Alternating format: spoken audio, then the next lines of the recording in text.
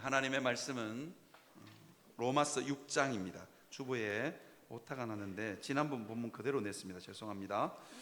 로마서 6장 1절에서 14절에 있는 말씀입니다.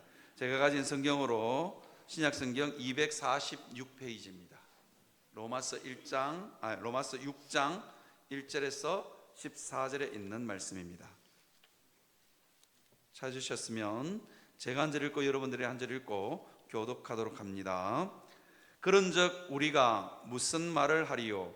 은혜를 더하게 하려고 죄에 거하겠느냐?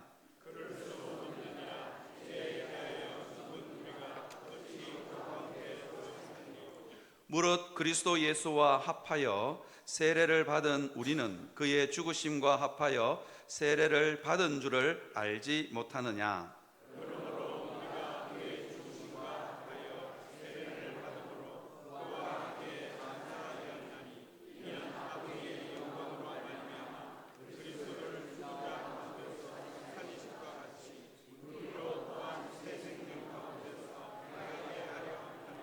만일 우리가 그의 죽으심과 같은 모양으로 연합한 자가 되었으면 또한 그의 부활과 같은 모양으로 연합한 자도 되리라.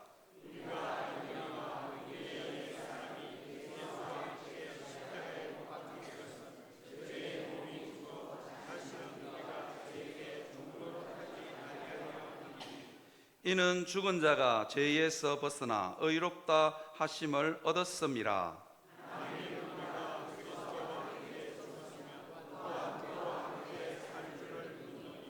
이는 그리스도께서 죽은 자 가운데서 살아나셨음에 다시 죽지 아니하시고 사망이 다시 그를 주장하지 못할 줄을 알미로라.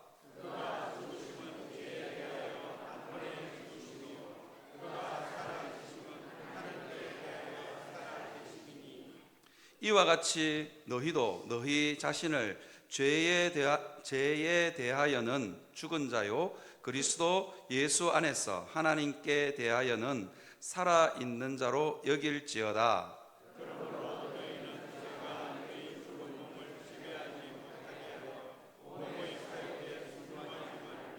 또한 너희 지체를 불의의 병기로 죄에게 내주지 말고 오직 너희 자신을 죽은 자 가운데서 다시 살아난 자 같이 하나님께 드리며 너희 지체를 의의 무기로 하나님께 드리라.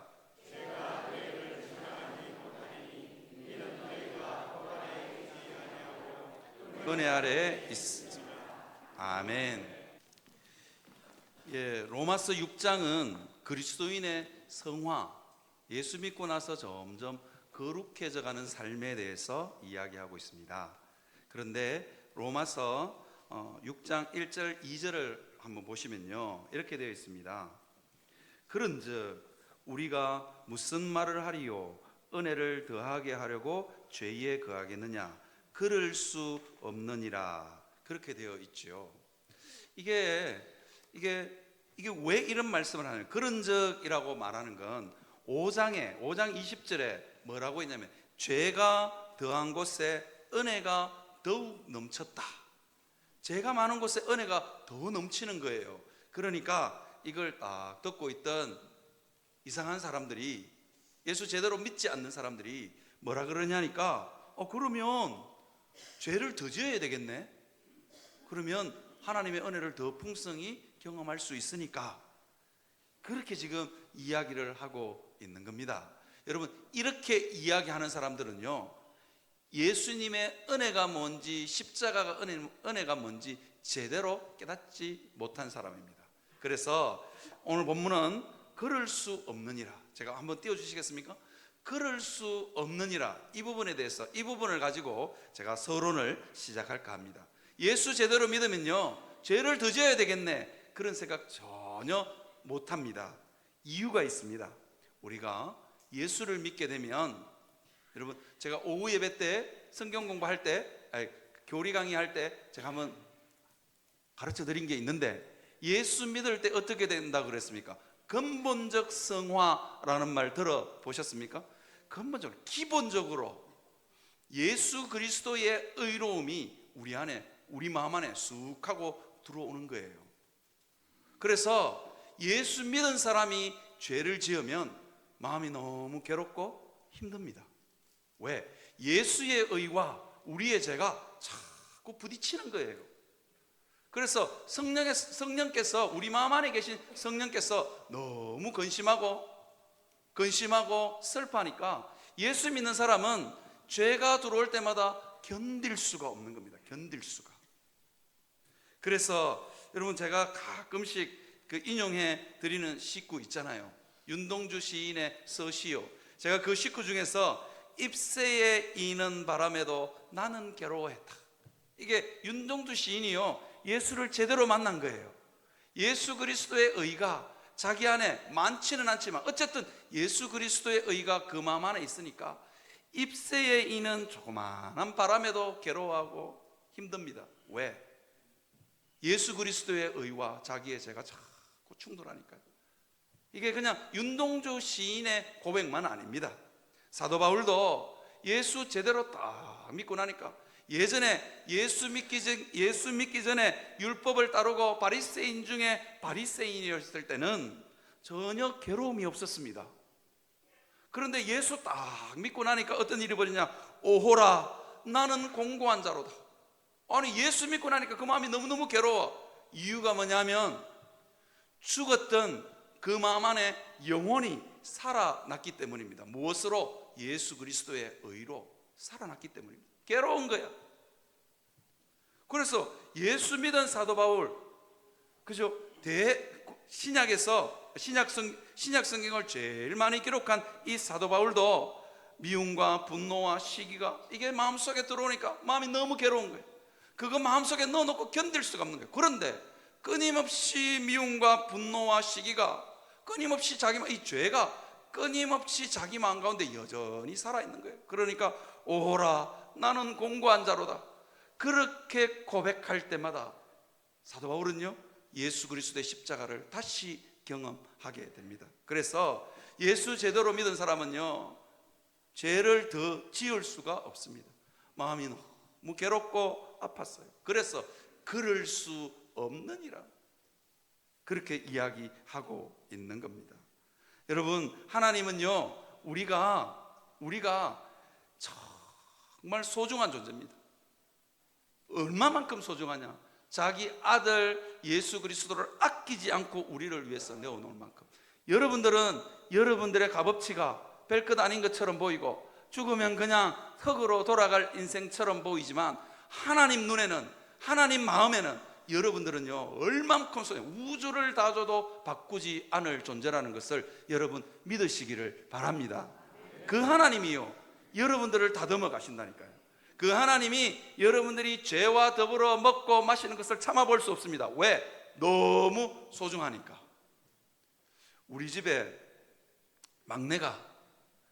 막내뿐만 아니라 용호동에 초등부 아이들, 중고등부 아이들이 타고 다니는 자전거, 그거 여러분 시시하게 보면 안 됩니다. 다 100만 원 넘습니다.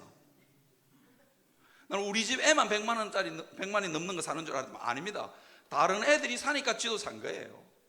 아빠가 구두쇠인 줄 알고 안 사줄 것 같으니까 막 맨날 며칠을 데모해서 우리 학교에 누구도 사고, 우리 동네에 누구도 사고, 어떤 형아도 사고, 하도 울고붙였어. 하도 자꾸 알가붙였어. 제가 사줬는데 이 아이가요, 100만 원짜리 자전거 다 가져오니까 얼마나 애주정지하는지 티끌 하나 못 묻는 거예요. 티끌 하나. 어디 타고 다니다 보니까 이게 거기에 기스가 갔어. 흠집이 생겼어. 애가 막 밤새 끙끙 앓는 거야. 그래서 내가 너무 끙끙 앓길래, 야, 그거 내가 지워줄까? 그러니까 애가 막 화색이 들었어. 아빠, 진짜 그거 지워줄 수? 많이 흠집 잘 보이지도 않아요. 이렇게 봐야 보이는 흠집인데 밤새 끙끙 앓아. 그래서 제가 지워줬다는 거 아닙니까? 자동차 흠집 났을 때 그 바르는 거 있거든요. 컴파우더라고. 그걸로 탁 지워줬는데 얘가 학교 갔다 오더니만 용호동 애들이 그 다음날 다 사택주차장으로 모였어요. 자기도 지워달라는 거야. 그래서 그 한 통 다 썼습니다. 다 썼어. 이놈들이 자전거 기스만 나면 내한테 와가지고, 목사님 그거 없어요. 그거 이름도 몰라. 그거 없어요. 이란다. 그런데 그거 한 통 다 썼습니다. 여러분, 너무 소중하니까 애지중지 다루시죠.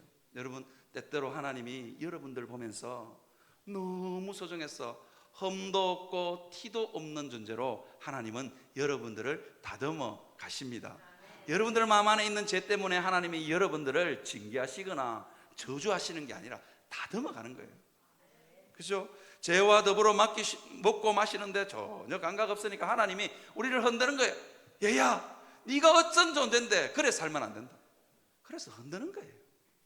그래서 하나님, 우리의 이 죄로 말미암는 괴로움은요, 그냥 잎새에 이는 바람에도 나는 괴로워했다, 괴로워하는 것으로 끝나지 않으십니다. 하나님이 우리를 거룩하고, 그죠? 거룩한 존재로 다듬어 가십니다. 그 근거가 뭐냐? 오늘 저는 이 그리스도인의 성화의 근거 두 가지를 여러분들하고 나누려고 합니다. 그리스도인들의 성화의 근거, 첫 번째는 그리스도와 함께 죽었다입니다. 오늘 본문은요, 끊임없이 우리가 죽었대요. 그리스도와 함께 죽었고, 죄에 대해서 죽었고, 그 다음에 그리스도와 연합해서 죽었고, 하여튼 오늘 본문은요, 죽었다는 이야기를 엄청 많이 합니다. 그것도 그리스도와 함께 죽었고, 죄에 대해서 죽었고, 연합해서 죽었고, 뭐 하여튼 막 죽는 이야기만 오늘 본문에 수두룩합니다. 그 대표적인 구절을 하나 찾아왔는데요, 로마서 6장 6절, 그죠? 우리가 알거니와 우리의 옛사람이 예수와 함께 십자가에 못 박힌 것은 죄의 몸에서 죽어 다시는 우리가 죄에게 종노릇 하지 아니하려 함이니. 그렇게 되어 있습니다. 죽었다는 거예요. 우리가 죄에 대해서 죽은 몸이에요. 이게 무슨 뜻인가? 죄에 대해서 우리가 죽었다. 이게 무슨 뜻인가? 이게요, 우리 마음 안에 있는 죄성과 우리 마음 안에 있는 죄의 습관과 제약된 생각과 이게 다 사라진 상태를 가리키는가? 아닙니다. 그게 다 사라졌으면 여러분들 죄 안 짓고 살지요. 근데 오늘 교회 오다가도 죄를 짓고, 그죠? 그렇게 죄를 짓고 살잖아요. 이게 죄에 대해서 죽었다는 이 말은 무슨 말이냐면 이런 겁니다. 죄에 대해서 죽었다는 건 우리가 법적으로 그리고 신분적으로 죄의 권세에서 해방되었다, 그 뜻입니다. 그래서 이게 존 스토트라는 유명한 주석학자, 세계적인 석학입니다. 그분이 이 부분을 주석하면서 말하냐면, 이것은 우리 안에 있는 죄성과 죄의 습관과 제약된 생각과 제약된 말과 제약된 행동이 다 완전히 사라졌다는 의미가 아니라 제 책으로부터, 죄에 대한 책임으로부터 자유롭게 되었다, 그 뜻입니다. 그래서 죽었으니까 우리가 죄의 책임으로부터, 법적으로 죄의 권세로부터 우리는 해방되었다, 신분적으로 죄의 권세로부터 해방되었다, 그 뜻입니다. 이렇게 말하니까 잘 이해를 못 하시죠? 역시 제가 좀 예를 좀 들어드려야 이해를 할 것 같아요. 여러분 혹시 사채빚을 써보신 적이 있는지 모르겠어요. 저는 써보지는 않았지만 그 사채 쓰면요, 진짜로 괴롭대요.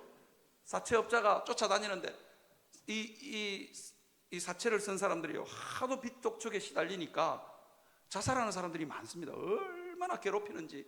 사채업자가요, 꿈에도 나타나고 나중에는요, 지옥에도 따라올 것 같아요. 그래가지고 많은 사람들이 자기 목숨을 끊는 사람들이 엄청 많습니다. 깡패들이 쳐들어와서 온 집안을 뒤엎고 자기 애들을 두들겨 패고, 심지어는요 자기 장기까지 끄집어내가지고 팔아도 빚을 못 갚는 거예요. 이게 죄에 사로잡힌 우리의 모습입니다. 혹시나 싶어서 말씀드리는데, 혹시 그렇더라도 자살하시면 안 됩니다. 경제적 죽음이라고 하는 파산이 있습니다. 법원에 가서 파산 신고 딱 하면 사채업자가 손도 못 댑니다. 그거 있는데 그건 모르고 죽으시면 안 됩니다. 근데 여러분 있잖아요, 우리가 이 정말로 죄의 빚으로부터 해결되는 방법이 있는데 그게 뭔지 아십니까? 죽는 겁니다. 아무리 악독한 사채업자도 죽은 사람한테는 빚독촉 못 합니다. 뭐 뒤에 하든지 말든지 죽어보면 그만입니다. 이 말을 가르쳐, 이게 법적으로 제2의 권세에 대해서 해방되었다, 이런 겁니다. 그죠? 빚독촉을 죽은 사람한테는 비독촉, 지가 아무리 날고 뛰는 악랄하기 짝이 없는 사채업자라 할지라도 죽은 사람한테는 비독촉 못합니다. 그죠? 빚진 사람이 죽어버렸는데 그 집에 쳐들어가 가지고 애들 두들겨 패고 그 집에 상투를 얻고 그러면 그 사채업자 어디 갑니까? 경찰서 잡혀갑니다. 그것도 모르고 아버지가 돌아가셨는데, 빚진 아버지가 돌아가셨는데 모르고 그냥 사채업자가 괴롭히면 아이고 우리 아버지가 빚져서 그렇다. 여러분, 그렇게 하시면 안 됩니다. 그냥 경찰에 신고하면 그 사채업자 잡혀갑니다. 죽은 사람에게는 빚독촉을 할 수 없는 것처럼 우리가 예수 그리스도 안에서 죽었기 때문에 사탄은요, 아니면요, 다른 그 누구도 우리에게 죄에 대한 책임을 물을 수 없음을 믿으시기를 주님의 이름으로 축원합니다. 사탄이 끊임없이 여러분들한테 너 그러고도 예수쟁이야, 그러고도 장로야, 그러고도 권사야, 그러고도 목사야 그는 순간 그렇게 우리를 정죄해 올 때마다 사탄만 정죄합니까? 내 옆에 있는 성도들도 그러고도 장로야, 아이고 그런 말 들을 때마다 뭐라고 하셔야 되냐면 너는 그럴 권한이 없다라고 선포하셨으면 좋겠습니다. 목사가 그러더라도 목사님은 그럴 권한이 없습니다. 싹 웃으면서, 저도 화나가지고 여러분들 보고 그러고도 성도입니까? 그럴 때마다 싹 웃으면서 목사님은 그럴 권한이 없습니다, 그렇게 선포하시기를 바랍니다. 이게 우리가 예수 그리스도 안에 죽었기 때문에 사채업자가 빚독촉을 못하는 것처럼 그 누구도 우리의 죄에 대해서 책임을 물을 수 없습니다. 그래서 로마서가 아닙니다, 요한 1서 5장 18절에 보니까 하나님께로부터 난 자는 다 범죄하지 아니하는 줄을 우리가 아노라. 그리고는 뭐냐면 하나님께로부터 나신 자가, 여기서 하나님께로부터 나신 자가 누구냐면 예수 그리스도입니다.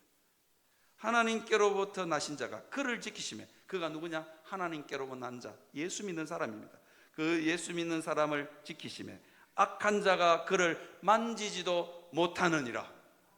여러분들의 법적인 위치가, 법적인 그 신분이 그런 존재라는 걸 여러분 믿으시기를 바랍니다. 악한 자가, 이 악한 자는 사단일 수도 있고 내 옆에 있는 성도일 수도 있습니다. 나를 끊임없이 그러고도 네가 뭐 이렇게 그러고도 권사야 뭐 그렇게 말하는 사람들을 볼 때마다 악한 자가 만지지도 못하는 존재인 것을 여러분 믿고 살아가시는 여러분들 되시기를 주님의 이름으로 축원합니다. 대구에 가면 대구 팔공산에 수태골이라는 데가 있습니다. 제가 이거 오후 예배 때 생각이 안 났는데, 수태골 이름이 생각이 안 났는데, 옛날에 팔공산에 애 못 가진 사람들이 거기 가서 비나이다 했던 골짜기가 하나 있는데 그게 수태골입니다. 그 수태골은 영남에 있는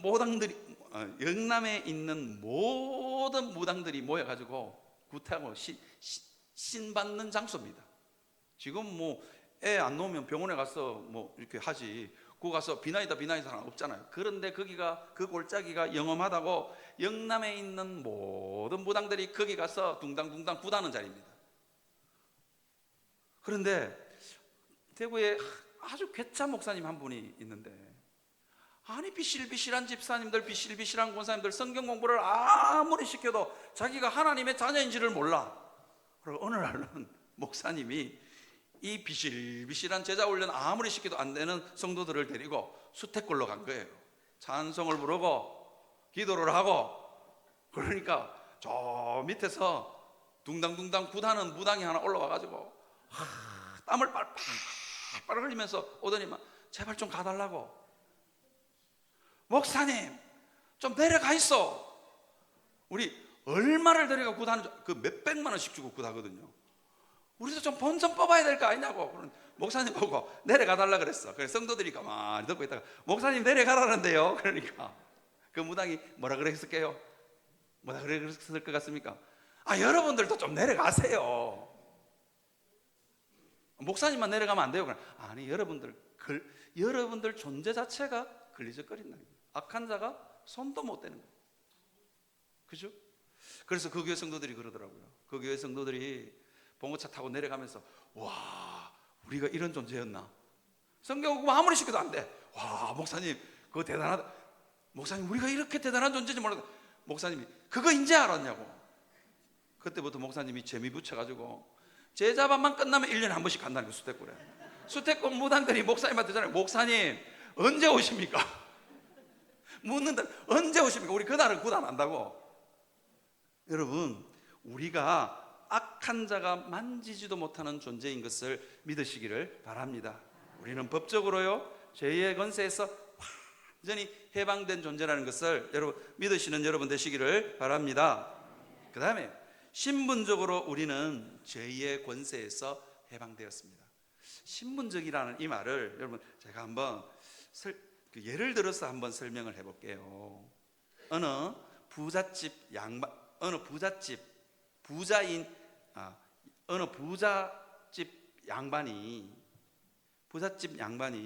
자식이 없었어요. 아니 권세도 있고 재물도 있고 있는데 그 집안에는 자식이 너무 귀한 거야. 근데 대가 끊어질 판이야.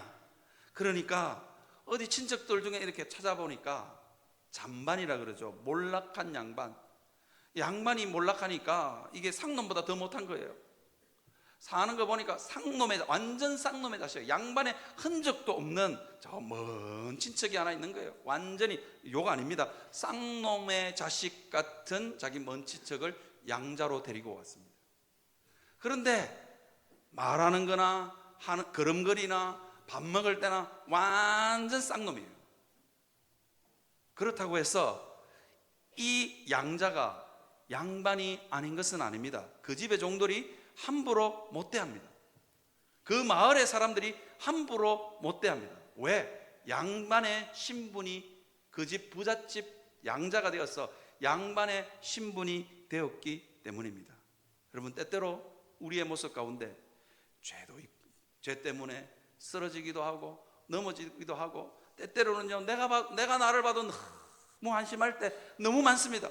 목사님 저도 그런데 여러분들은 아닌 것처럼 그래 앉아 계시는데, 때때로 쓰러지고 넘어지고 하는 짓은 완전히 쌍놈이야. 하는 짓은 완전히 죄인이에요. 그럼에도 불구하고 여러분의 신분이 하나님의 자녀인 것을, 하나님의 권세를 가진 자녀인 것을 여러분 믿으시는 여러분 되시기를 바랍니다. 자녀이기 때문에 권세가 있는 거예요. 종들이 함부로 못해. 대하소설, 박경리의 대하소설 토지라는 그 소설에 보면 구한말, 우리나라의 참 구구절절한 참 가슴 아픈 그 구한말의 역사가 이 대하소설 토지에 묻어 있습니다. 거기에 보면 최참판댁 애기씨라고 나오는데, 이 최참판댁 애기씨는요 어마어마한 재산을 물려받았음에도 불구하고 엄마는 종놈이랑 눈 맞아서 도망가고, 이 최참판댁 애기씨, 조그만한 애기씨가 혼자 남은 거예요. 할머니도 병으로 돌아가시고. 그런데 최참판댁 애기씨 이름이 최서희입니다. 그런데 이 최서희가, 쪼개난 최서희가 소설책을 보거나 드라마를 보면요, 이거 기세가 등등해요. 어떻게 등등하냐면 그 평살이 악양들판이 다 최참판댁 거야. 할머니도 돌아가시고 할머니도 돌아가시고 엄마는 도망가고 그런 판인데도 딱 자기가 최참판댁 애기씨 아닙니까? 그러니까 머리 허연 할아버지한테도 너는 누구냐? 그래도 할아버지가 요놈 봐라 이렇게 손을 드는 한대 쥐어박는 사람이 아무도 없어요. 아무 집에 가서 너는 누구냐? 밥 가져와! 이러면서 밥 먹고, 그 집에 종들도 보면서 구천이 종놈! 그래 부르다고 어떤 종도 이 최참판댁 애기씨한테 아무도 시비를 못 겁니다. 그 이유가 뭘까요? 신분적으로 애기씨라는 거예요. 최참판댁 애기씨라는 거예요. 그래서 어떻게 하다 보니까 먼 친척들한테 땅을 다 빼앗겼어. 그래도 최참판댁 애기씨예요. 아무데나 가가지고 얘가 철이 들었어도 너는 누구냐? 그러고 그 집에 머리 허연 종한테도 종놈! 이렇게 부르고. 왜 그러냐? 신분이 다르다는 거죠. 사랑하는 성도 여러분, 여러분들은 하나님의 자녀인 것을 믿으시기를 바랍니다. 그래서요, 악한 자가 결코 여러분들에게 손도 못 대는 존재인 것을 믿으시기를 주님의 이름으로 축원합니다. 여러분, 이 나의 이 하나님의 자녀라는 정체성을 늘 가지고 사시기를 바랍니다. 이 최찬반댁 애기씨가 늘 그런 정체성, 나는 최찬반댁의 애기씨고, 나는 이제 결혼을 했어도 나는 최찬반댁의 마님이고, 그러니까 나중에 땅을 다 찼습니다.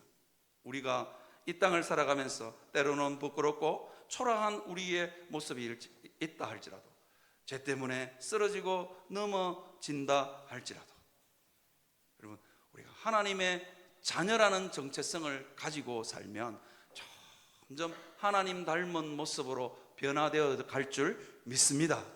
아니요, 하나님이 우리를 그렇게 바꾸어 놓을 줄 믿습니다. 그래서 우리가 하나님의 자녀인 것을 여러분 잊지 않고 살아가시기를 바랍니다. 그죠? 그래서 신분적으로 죄의 권세로부터 우리는 완전히 해방되었습니다. 신약 성경은 우리를 가리켜서 뭐라고 이야기하냐면 베드로전서 2장 9절에요 이렇게 이야기합니다. 그러나 너희는 택하신 족속이요 왕같은 제사장들이요 거룩한 나라요 그의 소유된 백성이니 이는 너희를 어두운 데서 불러내어 그의 기이한 빛에 들어가게 하시니의 아름다운 덕을 선포하게 하려 하심이라.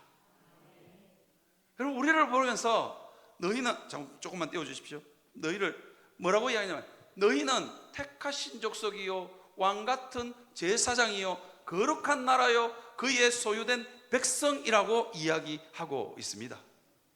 근데요, 제가 저 요절에서 정말 주목해서 보는 단어가 뭐냐면 우리는 다 저 노랗게 칠해진 거 저것만 주목해서 보거든요. 그런데 우리가 진짜로 주목해서 봐야 될 게 그러나입니다. 그러나 여전히 죄를 짓고 있고 여전히 쓰러지고 넘어지는 나임에도 불구하고 그러나 너희는 택하신 족속이요 왕같은 제사장들인 것을 믿으시기를 주님의 이름으로 축원합니다. 그래서요, 여러분들을 통해서 생명의 역사가 흘러갈 줄 믿습니다. 여러분을 통해서, 여러분들은 그렇지도 않음에도 불구하고 하나님이 여러분들을 그렇게 다듬어 가실 줄 믿습니다. 그죠? 여러분, 이 베드로전서 2장 9절의 말씀이 여러분 구약에 첫 등장했을 때, 이 구약에 첫 등장했을 때가 언제냐면 어딘 줄 아십니까? 출애굽기 19장입니다. 이게 너희는 택하신 족속이요 왕같은 제사장들이요 거룩한 나라요, 그죠? 하나님의 소유된 백성이라고 이야기하는 이 구절이 처음 등장하는 데가 언제냐면 출애굽기 19장이라고요. 출애굽기 19장에 보면 출애굽기 19장 6절입니다. 너희가 내게 대하여 제사장 나라가 되며 거룩한 백성이 되리라. 너는 이 말을 이스라엘 자손에게 전할지어다. 이렇게 이야기합니다. 전할지어다. 여러분, 이 출애굽기 19장에 하나님이 이 말씀을 하실 때 이스라엘 백성들은 어디에 있었습니까? 모랫바람이 휘날리는 광야, 늘 쓰러지고 넘어지고 고기 없다고 원망하고 먹을 것 없다고 원망하고 그 다음에 물 없다고 원망하고 온갖 원망을 하는 이스라엘 백성들에게 하나님이 뭐라냐면 너희가 내게 대하여 제사장 나라가 되며 거룩한 백성이 되리라. 그렇게 이야기하고 있습니다. 사랑하는 성도 여러분, 삶이 때때로 여러분들을 속이고 여러분 자신이 여러분들을 봐도 처량하고 비참할 때마다 내가 이러고도 하나님의 자녀인가? 내가 이러고도 하나님의 목사, 내가 이러고도 교회의 목사인가? 내가 이러고도 장로인가? 이러고도 권사인가? 그런 생각이 밀려올 때마다 여러분, 신분적으로 여러분들이 목사보다도 더 좋은, 장로보다도 더 좋은 하나님의 자녀인 것을 믿고 살아가시는 여러분들이 되시기를 주님의 이름으로 축원합니다. 그렇죠? 여러분들의 신분이 시시한 존재가 아니라니까요. 그 다음에 그리스도인의 성화의 근거 두 번째, 그리스도와 함께 살았다. 죽은 게 아니고 살았다고요. 오늘 본문은요, 죽었다는 이야기, 그 다음에 살았다는 이야기, 죽었으면 살고 예수 그리스도가 십자가에서 죽었으면 우리가 죽은 거고 예수 그리스도가 십자가에서 무덤에서 사셨으면 우리도 산자라고 이야기합니다. 그래서 본문은요, 죽었다는 이야기, 살았다는 이야기를 끊임없이 반복합니다. 로마서 6장 10절에서 11절에 보니까 이렇게 되어 있습니다. 10절도 그렇죠. 그가 죽으심은 죄에 대하여 단번에 죽으시며, 죽었다는 거예요. 오늘 본문은요, 죽었다는 이야기 많이 하고, 그 다음에 또 그가 살아계심은 하나님께 대하여 살아계심이니, 여기에 그가 누굽니까? 예수 그리스도. 예수 그리스도가 살아계신대요. 그가 살아계심은 하나님께 대하여 살아계심이니 이와 같이 너희도 너희 자신을 죄에 대하여 죽은 자요 그리스도 예수 안에서 하나님께 대하여는 살아있는 자로 여길지어다 라고 이야기하고 있습니다. 여러분들은 살아있는 존재라는 걸 여러분 기억하시기를 바랍니다. 이게 이제 잘 안 하다 하시죠. 예수 그리스도가 지금도 살아계셨어. 뭐 하고 계실까요? 여러분들에게 끊임없는 예수 생명을 여러분들의 삶 가운데, 여러분들의 마음 가운데로 예수 생명을 흘려 보내신다. 왜? 그가 살아계시니까요. 그가 살아계시면 하나님께 대하여 살아계심이니 그리스도 예수 안에서 하나님께 대하여 살아있는 자로 여길지어다. 우리의 삶은 여전히 모래바람이 휘날리고 쓰러지고 넘어지는 그 삶 가운데도 여러분 끊임없이 예수 생명이 우리의 삶 가운데 공급되고 있음을 여러분 믿으시기를 바랍니다. 기도 안 하는 여러분들에게도 예수 생명은 공급됩니다. 말씀 안 보는 여러분들의 삶 가운데도 예수 생명은 공급됩니다.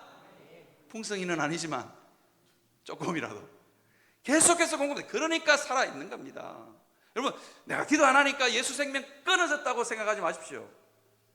오늘 성경도 안 보는데 교회 올 때 이거 참 이 예화 누가 만들었는지 모르겠는데 성경책 후탁 성도라고 들어보셨습니까? 교회 올 때 성경책 문지 털 털고 오는 그 성도에게도 예수 생명이 공급될 줄 믿습니다.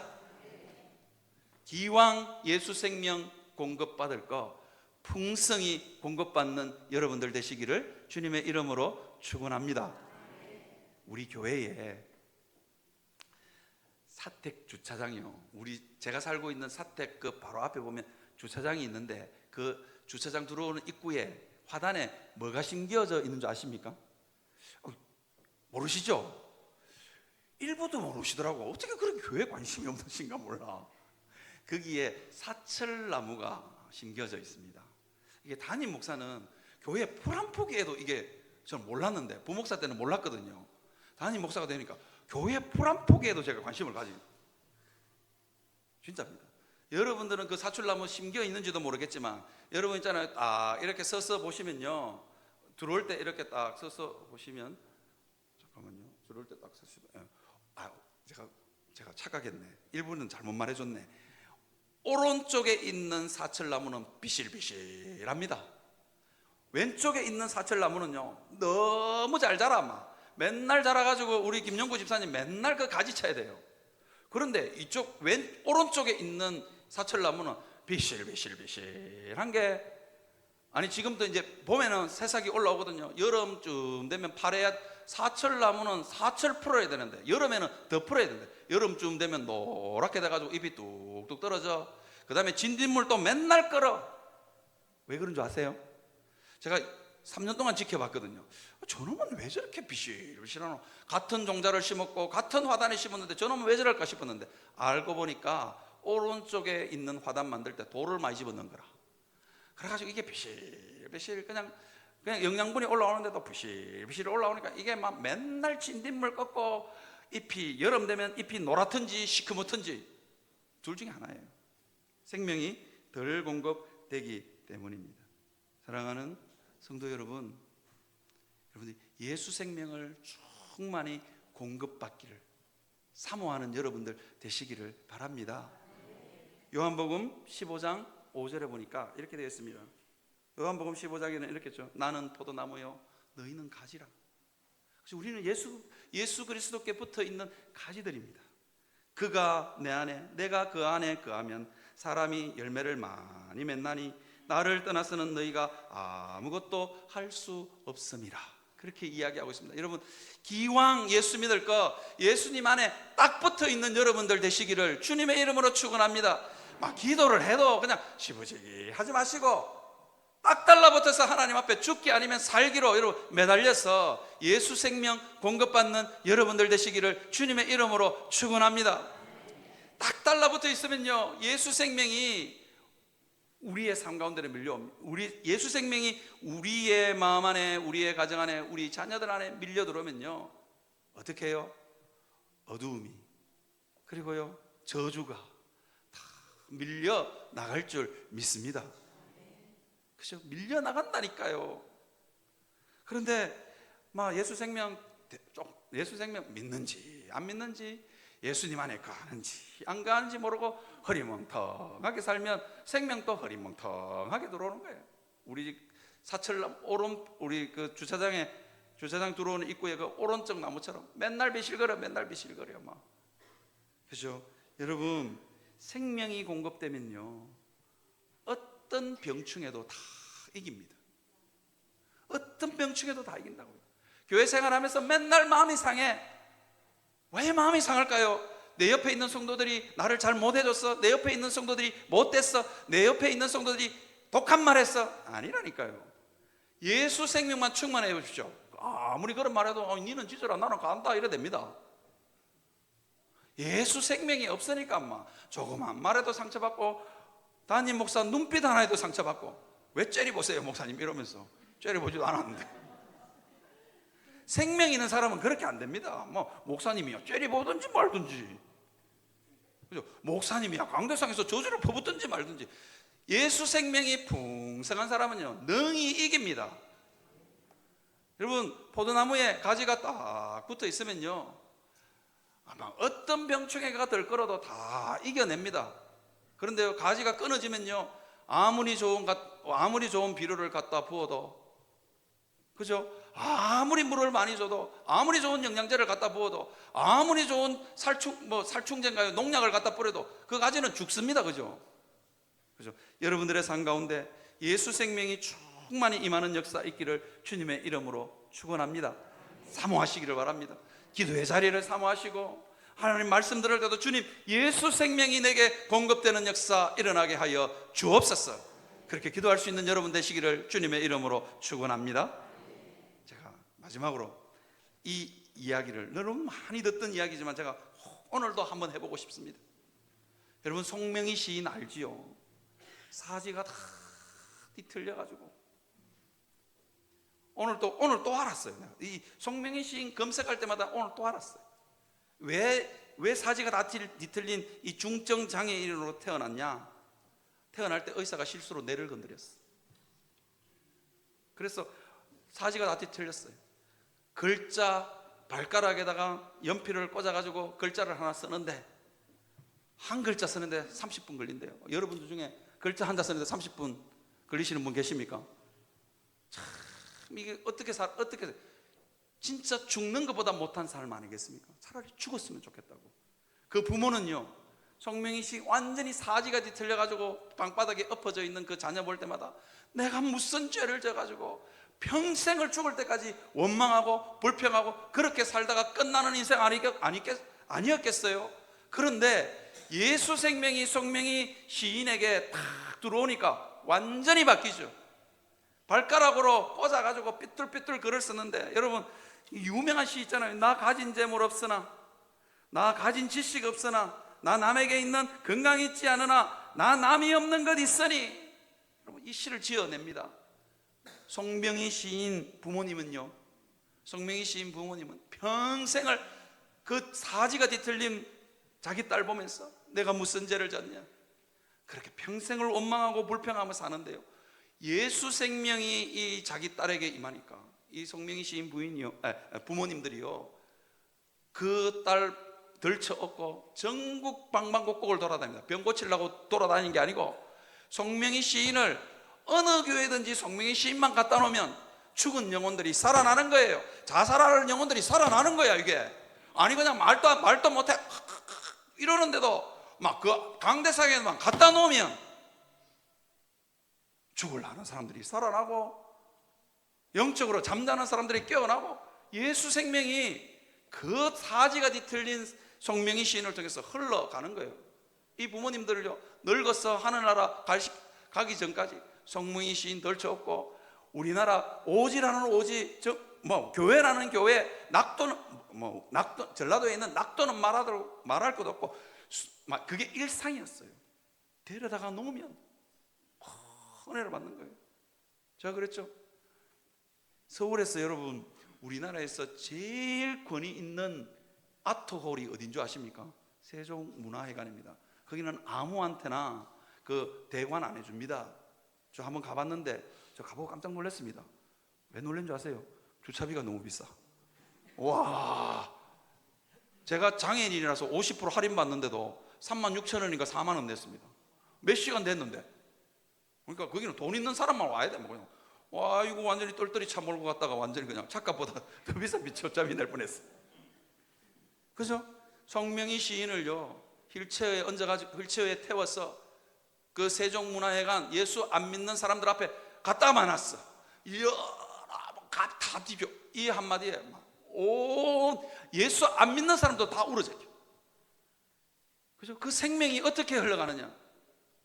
그죠? 예수 생명이 그 사지가 뒤틀린 성명의 시인에게 흘러갈 때 다른 사람이 살아나는 역사 일어납니다.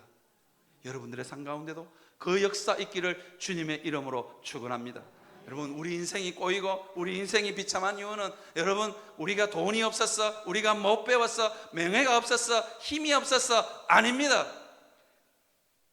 사람들이 자꾸 나를 무시하는 것 같고 그런 생각 드는 거, 그거요, 내가 명예가 없고 힘이 없었어 그런 게 아니고 예수 생명이 없었어 그런 줄 믿으시기를 바랍니다. 예수 생명만 있어 보십시오. 기죽고 사는가? 아니, 성명의 시인 보시라고요. 움직이지도 못해. 그냥 말 한마디도 제대로 못하고 통역이 붙어야, 말은 하긴 해 이러면서 통역이 붙어야 옆에 있는 그 도우미가 통역을 해줘야 알아들어요. 그런데도 기죽지 않고, 정말로 우리나라의 고관대작들 우리나라에서 내놓으라 하는 사모님들이 성명의 시인 보기만 봐도 엎어지잖아요. 여러분, 그 힘이 어디서 나오느냐? 예수 생명에서 나오는 줄 믿습니다. 여러분들도 그 예수 생명 충만히 공급되어서 다른 사람 살리는 역사 있기를 주님의 이름으로 축원합니다. 우리가 성화되어 간다는 건요, 그리스도와 함께 살았다는 건 예수 그리스도가 여러분들에게 끊임없이 생명을 공급해 줌을 믿고, 여러분, 예수 그리스도께서 생명을 주기로 작정을 하셨어요. 그래서 날마다 엎드리고 또 엎드려서 그 생명 받아 누리시는 여러분들 되시기를 주님의 이름으로 축원합니다. 네, 친구들 다 같이 찬양합니다.